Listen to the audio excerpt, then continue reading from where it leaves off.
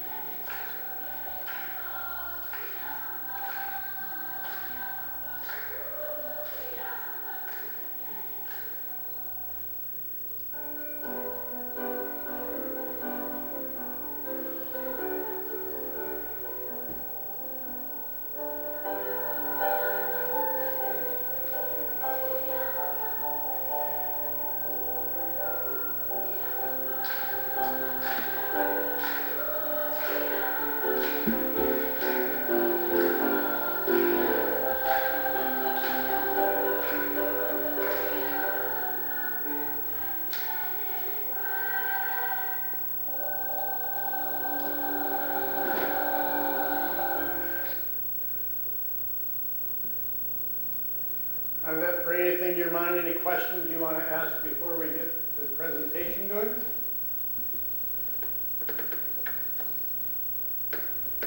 Nobody has any questions? Tim, I saw that crocodile. Yes. Are there quite a few of them over there? Do you have to be on the lookout for them? Yeah, there are lots of crocs. When we go fishing, you don't ever put your hand in the water. You're always in a boat. You don't stand on the shore. They'll take a full-size cow, donkey, goats, and people. They're not friendly. They're not friendly. No. Well, there was one on TV that was showing that this guy had a crocodile, and it was his pet. And I thought, ay, ay, ay. And now I see this one, and I just thought of that. There's a farm near us, a crocodile farm. They raise them for the skins.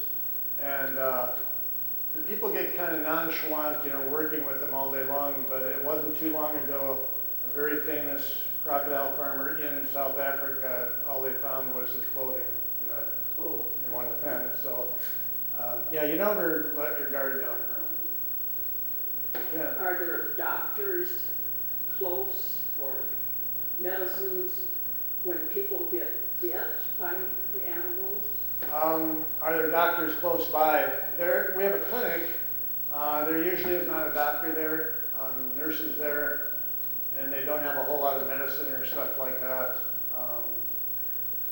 The closest place to get any serious help is 5.5 hours away, and that's, basically like, I don't know, we have nothing like Mayo Clinic near us. That'd be like 10 hours or 13 hours away, or a plane or helicopter ride away.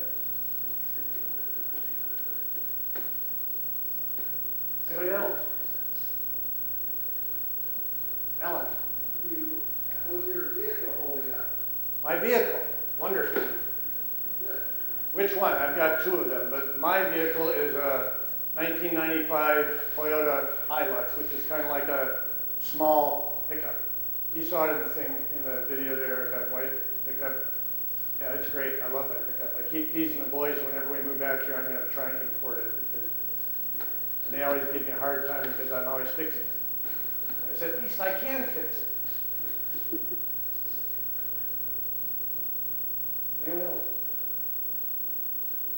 Okay, I'd like to start the presentation, and the presentation is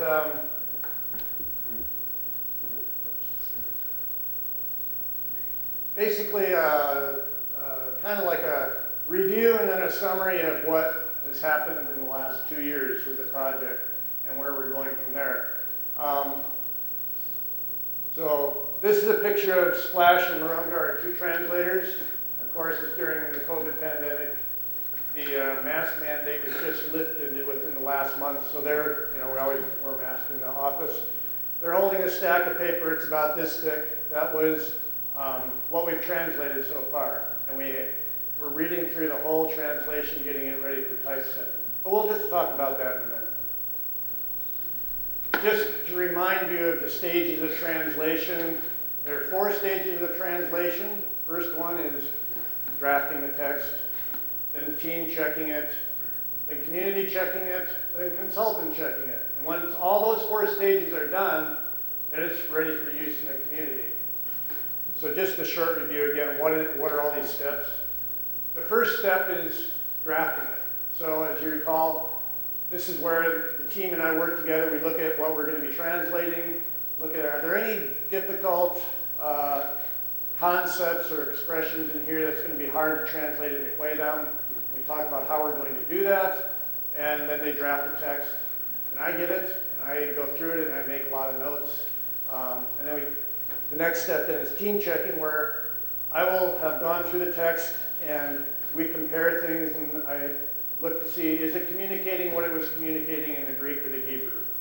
And if it is, great. Is our grammar good? Is our spelling good? Is our word order right? Does it sound natural in Quaidao? That's important. And so once we've made any changes that we need to make at that point, then we give it to the community. And I showed a video last time of Splash speaking to the community. We had a discussion about how we were going to translate Passover. There are a number of ways. Do we use a descriptive phrase? Do we use transliteration of Passover? What do we do? And so that's part of community checking, is to get the community's input about how to translate some difficult things that, as a team, we don't want to make the decision on our own, but leave it up to the community to help us. And after that's done, then the last stage is consultant checking, where our consultant comes and somebody who has gone through a translation himself, has done one himself, understands where all those places are where it might be difficult, and so ask questions at specific points in the translation. And I remember the very first time we worked with a consultant, he said, I'm not here to change your translation, I'm here to help you make it better. So that's the role of the consultant. And so when the consultant is done, as I mentioned, then it's gone through all those stages and it's ready to be used by the community. And as we've gone and we've translated, we finished the book of Genesis, we finished Exodus, we finished Jonah or Ruth, whichever one we finish, we always print it up and give it to the community right away so they can start using those portions right away. But now that we have everything done, and to remind you again, it's not a full Bible at this point. What we have been translating is called a panoramic Bible. When you think of the word panorama, it's a very broad view. So it's portions of the Old Testament beginning in Genesis, portions of the New Testament ending with the book of Acts, the beginning of the Christian church. And so it's that big, broad view of God's salvation history. And that's what we've completed. Getting it ready for use in the community now is where we are. And there's still 2 stages to go. Translation stages, those are all done. But this next stage, which we're working on right now, is pre-typesetting. That's what? Well, typesetting is where the typesetter, makes sure all the formatting is correct. Make sure it looks nice, it looks proper. And so before we can send it to the typesetter, the first thing we have to do is read through the whole translation. You saw that stack that Splash had. And when I first started scheduling this to do in the office, I thought, oh, I'm not looking forward to this. This is a huge task. And I'll bet those first things that we translated back in 2009 are going to need a lot of revision. We read through it. And Splash and I, we looked at each other and said, It was really good. We did a great job even back then. The only thing we ever had to change were spellings. You know, we're writing Quay down for the first time, and so we're still establishing the spelling rules and how things are going to be spelled. And we were just really pleasantly surprised. And I talked to our consultant, a friend of mine I've known for years, and I said, Michael, I was really not looking forward to this, but it's been fun. You know, what we did even back in 2009 is good. It's really good. And he said, you know, if you follow every one of those stages regularly, you know, the drafting, team checking, community checking, consultant checking, if you do that every time, he said, you're going to have a great translation. And so I'm very thankful we did that. So, getting it ready to use. This is where we are right now. So you see all those little hash marks at the side with a letter and stuff after it. Those are format markers, and that's what I look at every day. I'm looking at those format markers in our translation, making sure I've got those all in the right place, so that when it goes to the typesetter, it ends up looking like this. You know, it's indented where it should be. If it's poetry, it's blocked out like poetry. And if you get one of those markers wrong, it doesn't look right, so we gotta, and they'll send it back and say something's missing here. So this is chapter 2 of the book of Jonah. But they want their Bible. They have 2 columns. I remember when we took it to the advisory committee, these are all the representatives from the communities. And we showed them a couple samples, you know, how do you want your Bible to look? I remember one guy looked at us, you know, that, and he said, that's not a Bible. This is a Bible. So, okay, we'll have 2 columns. We'll have the line in the middle to separate the columns. Because that's what, I don't say a Bible here, but that's what a lot of English translations look like. And for them, that's the Bible. So that's how their Bible will look, with footnotes and 2 columns. Now I mentioned, you know, last time I was here, we were really talking a lot about audio Bibles, you know, audio, recording everything that we've done and how we had those little devices. There's one on the table back in the narthex there that we shared with you how that was done. And Moses always did the voice of the recording. And the people absolutely loved that. You know, it was the first time they were hearing God's word in their own language. But, you know, that's not the end all. You know, they are emphatic that they want the printed Bible, and this is a good, you know, fill in the gap measure, but we want the printed Bible. So, how good is a Bible unless you can read it? You know, this thing, if this is a Bible, if you can't read it, it becomes a paperweight or something you put on a shelf to gather dusts. It's worthless unless you can read. A lot of the people when we started working there back in 2005, they couldn't read Queda. Those who had gone to school could read the national language, Setswana, because they're taught that in school. But they couldn't read their own language because we've got some characters in our alphabet that are different from what they're used to seeing. So a real focus now this coming year, and in fact right now the guys are planning for a literacy program, is to teach literacy both in Namibia and Botswana. The communities have been crying for years, you know, can we do those literacy workshops again? We did them way back in 2006-07, and then an NGO had started doing it, and we let them do it until they ran out of money, and then we were busy with our translation. We didn't have time to do it, and so the community is sitting there waiting, you know, when are you going to come back again and teach us? So that's our focus right now and this coming year is literacy. I mentioned we have some characters that are not, or things in our alphabet that we don't have that are a challenge. We have clicks in our language, as you remember. Let's see how well you remember. Anybody remember that one? Yeah. Nobody? Okay, that's a dental click. And so the dental click, and we're going to, this is a refresher course. For those of you who are teachers, you know how this goes. Your students forget. You put your tongue behind your top front teeth and you pull it straight down to give you a very soft type of a click. So, ah, ah. Let's hear you all. Couple people, okay, good. Next one, everybody can do this one. Because this is a sound you make when you're encouraging a horse. So it's your tongue at the side of your tongue at the side of your cheek. Everyone can do this one. Next one is called a palatal. And this is where your tongue is still on the roof of your mouth, but a little bit further back on the hard palate, and it's a snappier sound like that. Okay? Last one is called a retroflex, and that's your tongue on the soft palate, way back in the top part of your mouth where it becomes soft. So it's more of a popping sound. So these are sounds that they grew up speaking with these sounds. They know what they are. They know how to make them. They know how to recognize the sounds, but they don't see it written on a page. So teaching them what it looks like on a page is part of the literacy process. For each one of these clicks, we have 9 different environments in which they're found. So 9 different ways that that click is going to sound, and your ear has to know which one it is, because things might be spelled exactly the same, but with slight difference, and it makes a difference in meaning. So 36 different sounds for 4 clicks. This is one way we've worked on getting people to recognize what those clicks are at a picture. So if they see the picture, they know what that picture is. For example, buffalo is a cow. So they see the buffalo, oh, cow.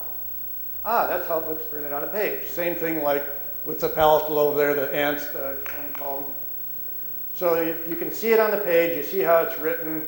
That helps make that connection clear.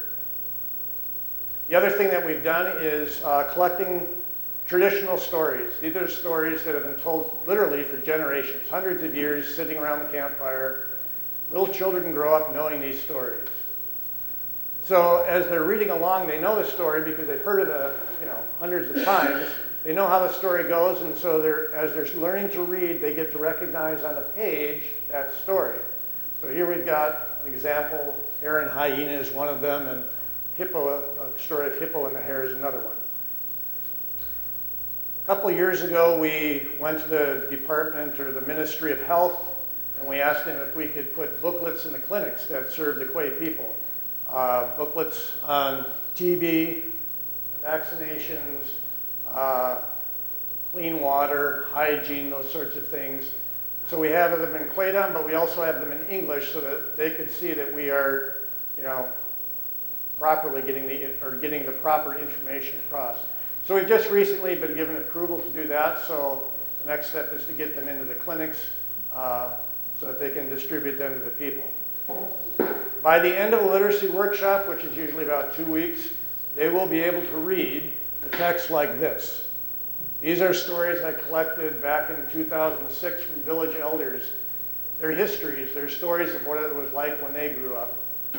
Stories about hunting, stories about rituals, about passage of life rituals, funerals, all those stories. So they can read this by the time they're done in 2 weeks. And I think I shared this last time. One thing that's really been helping with getting people using the written language is to a young boy. He was at a high school in Fort Wayne, Indiana, wrote a keyboard app for us for smartphones. So now people can type Quaydon on their smartphone, because you see we've got our 3 clicks on the 3rd row there. We've got our nasalized vowels. We've got our open E. Everything they need to be able to type Quaydon is on a phone now. Shortly before we left to come back here, Splash's niece came to our office, and she was frustrated because she sees all her friends typing back and forth in Quaydon, and how do I do that? So we showed her how to go to the Play Store and download the app. It's free. So if you have a Google Android phone, you can download our keyboard, and you can start typing Quaydon to your friends. And when she installed it, literally she was jumping up and down. She was so happy. So that helps with literacy as well. Because just like here, a lot of people have cell phones and they use them all the time to speak with their friends. Now that's a very, very, very quick overview. Anybody have any questions? Are you a consultant? Am I a consultant? Or will you be? I am starting working as a consultant, yeah. I just did my first consultancy, when was it? In August. with a language group in Tanzania. This coming year I'll be working with 3 different language projects, 1 in Tanzania, 2 in Botswana. So I'm excited about that. I love consultancy work. After I did my session with a group in Tanzania, I told Lisa, you know, this is the most fun I've had in a long time. It's fun. Anybody else? Are you able to read Greek and Hebrew? Yes, I can read Greek and Hebrew. Sandy? Maybe I missed the first part, maybe you've already answered this. When the translations finally get ready to go, do the people have to pay for it, or do the Bible translators pay so that they can have? Okay. Yeah, I didn't mention this, so thank you for the question. Question is, you know, when this is printed and ready to be distributed to the community, do they have to pay for it? Whenever they dedicate a Bible, it's called a launch. I don't know where they got that term. To me, it sounds like, you know, you're launching the thing. They have a big launch, which all the communities come together. It's a big celebration. We've invited the president of Botswana, all the major people to come for this celebration, and Bibles will be distributed that day freely. After that, there will be a small price to pay. Not the cost of the Bible, that's subsidized, but a token amount that people will have to buy.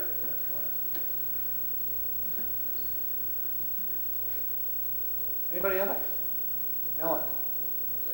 You take the Bible verse, and let us know what it is, because we won't recognize other words. And then speak it and point out. Yeah, I can do that.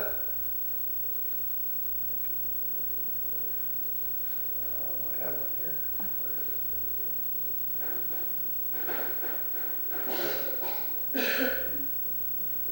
Just a second. I had one, and I know I made it. Please, you want to grab the Audi Bible quickly?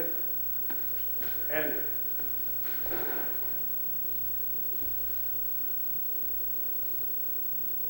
It'll be Genesis 1, verses 1 and 2. I won't go any farther than that.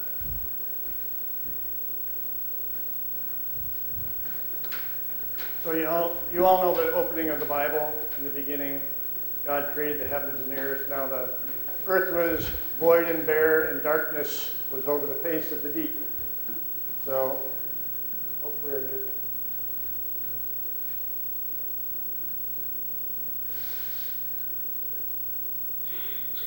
Genesis Nyamka Tam Nyam Ogi Kanima Tam Oman Homkema Tenge Homkema Mokana Ive Tako Hambe Hum no Andu Kya Sham Twahano Kanim Am Devu Sham Amki. Okay, you all understand that? So that was Genesis 1, 1 and 2. And those little things that sound like static in there, those are our clicks. Kim, you had a question? Cell phones. I'm surprised that you get your service over there, do a lot of people have them, use them? Yeah.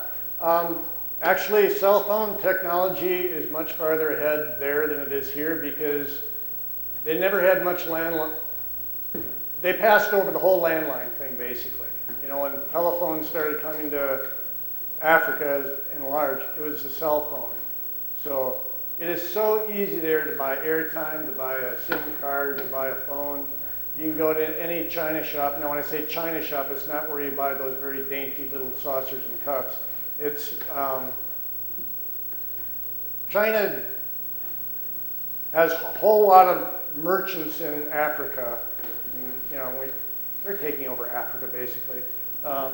And so you walk in these stores, they're extreme discount stores. You walk in there, it smells really strongly of petroleum, because all the shoes and stuff are really low-grade stuff, and I'd hate to think of what happened if a match would go in there.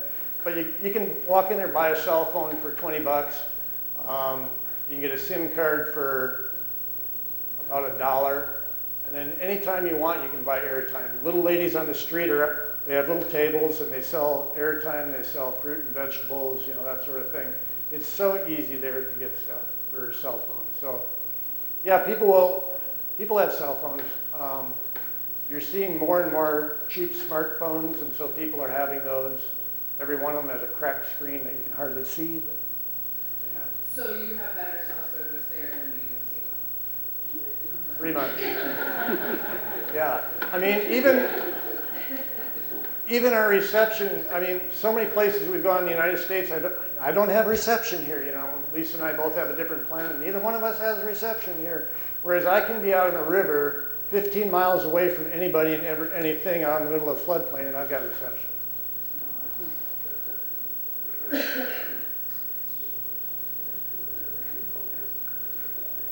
Anyone else? Kenny? Price of gas is about twice of what it is here. It always has been. It just is that way because everything's imported. Well, you know, lots imported here too, but everything there is imported. We pay tax on it 3 times before it gets into Botswana. Yeah. In the next section is about prayers. You know, what you can pray for, and funding and so things. You know, we've always been fully supported throughout our entire time with LBT. We have been so richly blessed. This year is the highest budget we've ever had because of fuel. Our airfare has doubled. Our cost of driving, you know, getting fuel has just doubled. So.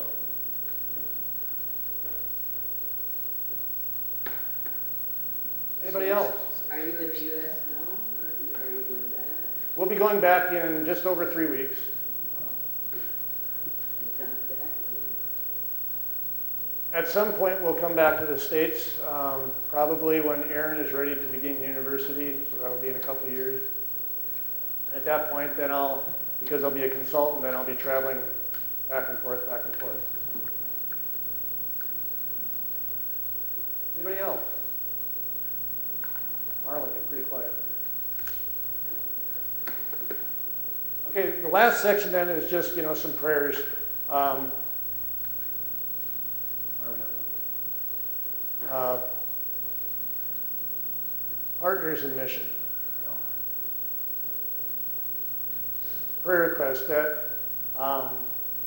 you know, as we're getting ready to dedicate the Bible, that this appetite for God's Word would continue to increase, you know, that it won't be like, okay, we've hit this, we've got it, now it's like, so what? But that it'll actually be used and, you know, enter people's hearts and minds, and that they'll be transformed.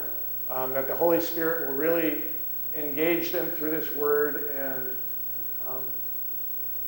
change their lives forever, basically. And again, like I mentioned to Kenny, you know, we have the biggest budget we've ever had, and we just pray that it will be fully funded and continue to be fully funded so that we can continue the work. We have been so richly blessed. We've seen a number of missionaries have difficulties with funding, have to come back to the States and can't return until they can raise enough. We've never had to do that. We're just so thankful to you and all the rest of our partners for making that happen. And finally, that we'll remain healthy so that we can have longevity in the field. We're so richly blessed to have good health that we can stay there. Yeah. So, any last questions before we head down and eat?